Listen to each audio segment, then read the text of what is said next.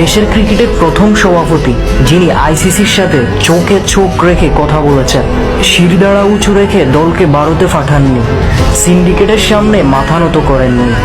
যতদিন দায়িত্বে ছিলেন বাইরের হাজারো চাপ থাকা সত্ত্বেও আত্মমর্যাদা রক্ষায় ছিলেন অটল। মোটা অঙ্কের আন্তর্জাতিক ক্যারিয়ার ছেড়ে বুলবুল দেশে ফিরেছিলেন ক্রিকেটকে কিছু দেওয়ার আশায়। কিন্তু কি পেলেন তিনি? যোগ্যতার মূল্যায়ন না পেয়ে উল্টো তাকে কিনা শিকার হতে হলো রাজনৈতিক হস্তক্ষেপে। তার নিজের বাসাতেই ফুটে উঠেছে সেই গভীর আক্ষেপ। বুলবুল বলেন, 6 মাস বুক চালাচ্ছি, কিন্তু একদিনের জন্য শান্তিতে কাজ করতে পারিনি। এক্সটার্নাল ফোর্স আমাদের সবসময় ডিস্টার্ব করেছে।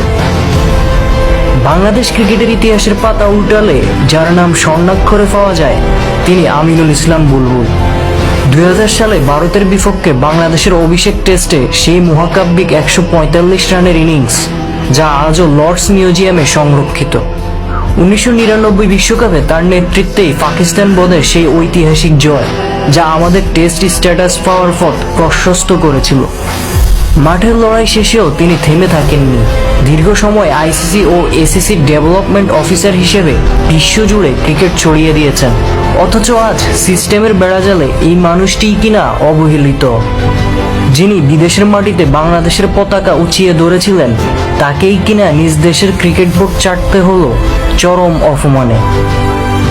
প্রশ্ন জাগে, বাংলাদেশ ক্রিকেট কি তবে সত্যিই মেধা আর সততার মূল্যায়ন করতে জানে?